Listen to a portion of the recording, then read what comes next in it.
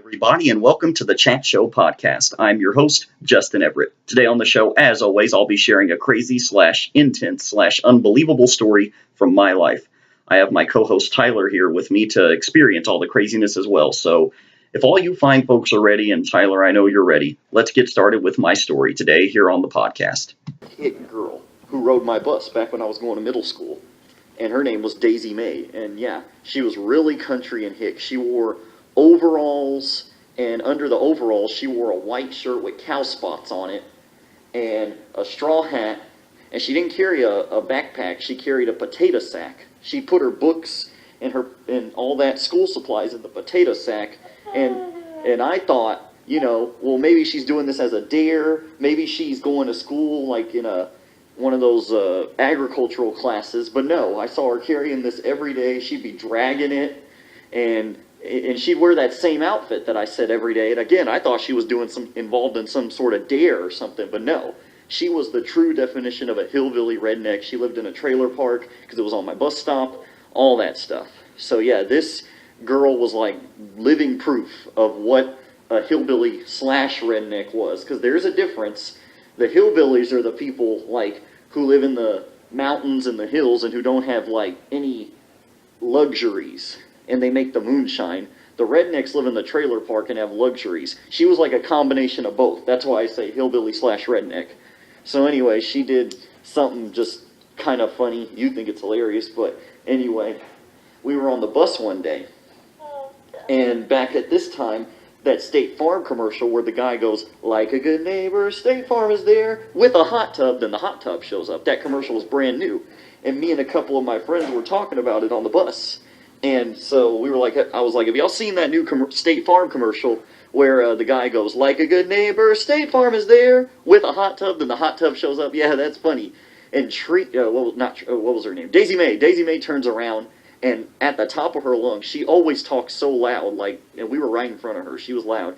Turns around, at the top of her lungs, after I'm talking about that State Farm commercial, how the guy said, with a hot tub, and the hot tub showed up, she turned around and goes, that's false advertising, because I tried that, and I didn't get jack squat.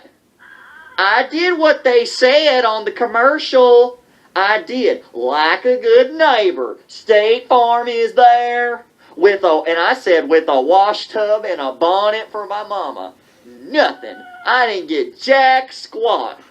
So then I did it again. Like a good neighbor, State Farm is there, with a new bell from a Cal Mossy and a tractor from a Uncle Elroy. Nothing. Bupkis, goose egg, jack squat. That's false advertising. I need to go to the court and sue them for that. And we're all just like, look, you're cracking up. We're all just looking at each other with our jaws dropped. We're like, okay, it's a commercial.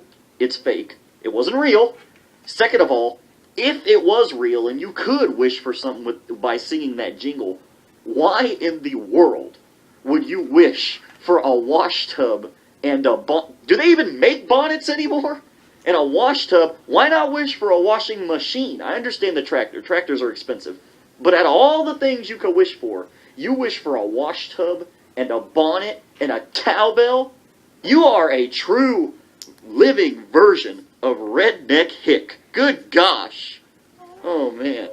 But that's not the end of it. There was another story about her. We were all on the bus again one morning, and one of the kids on the bus threw something at the bus driver, and he stops it, gets up from the seat, walks back to the bus. He's like, who threw that?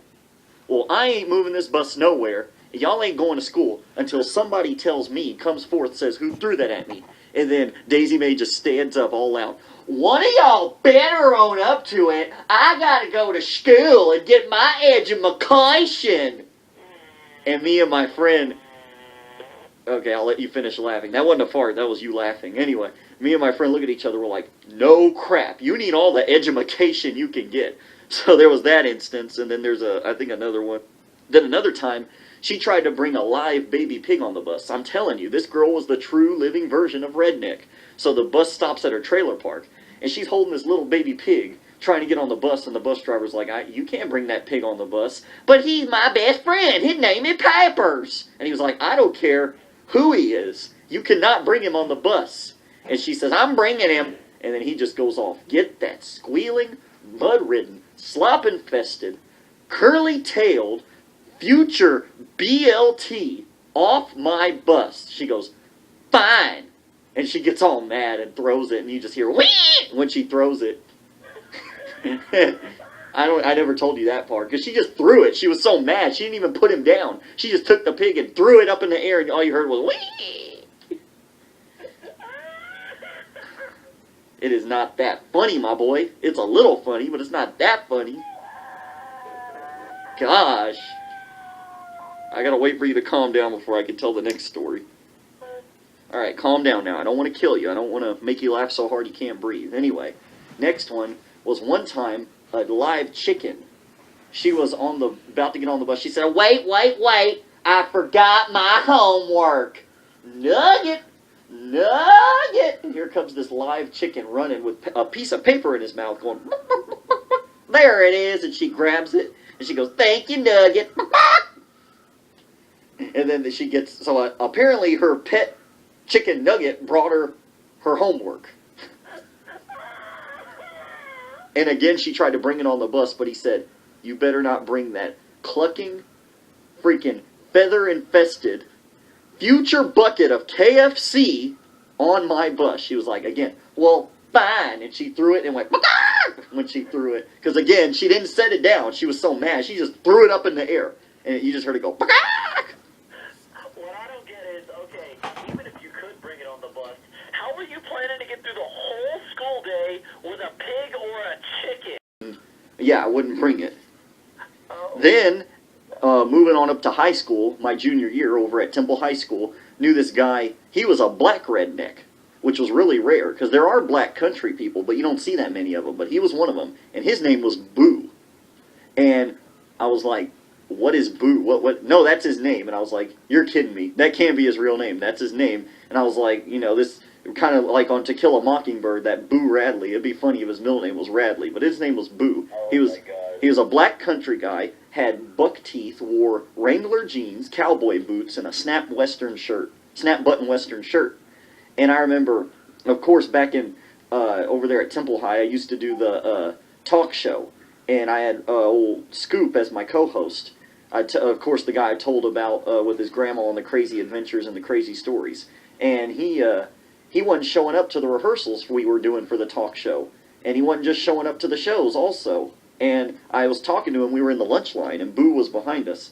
And I said, Scoop, if you can't, you're missing all these rehearsals, man, and you're missing all the shows. Now, if you want to keep working as my guest co-host and getting paid, you got to show up.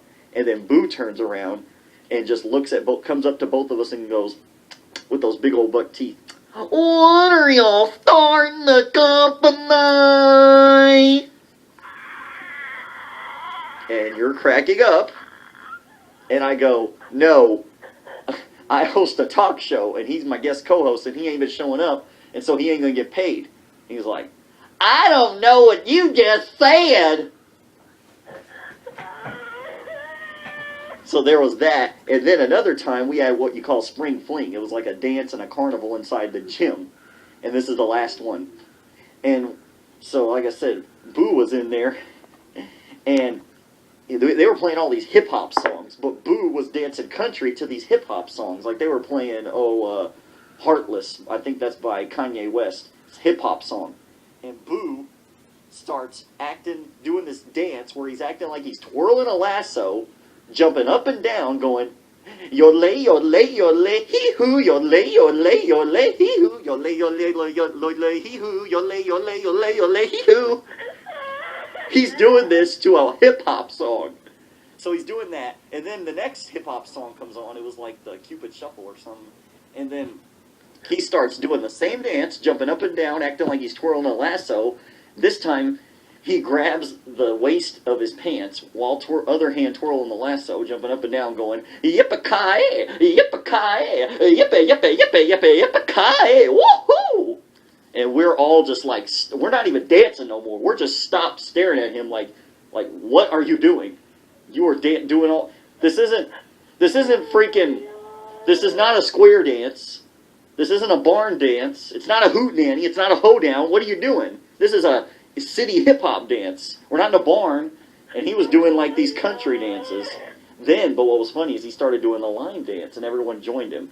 So anyway, yeah, those are my crazy stories about rednecks I've encountered. So that's about it, yeah. And as I could see, you think it's hilarious and you're cracking up, yeah. You're probably going to die of laughter, but that's okay. At least you died laughing. Well, that about wraps it up here today on the Chat Show podcast. I hope all you fine folks enjoyed the crazy, intense, unbelievable story. Tyler, I know you did because you almost died from laughing. I'm afraid I'm going to have to take you to the hospital. Sorry. Anyway, Tyler, thank you so much for co-hosting with me today. I want to thank all you fine folks as well for listening to the podcast. I'm your host, Justin Everett. We'll see you next time. Bye-bye.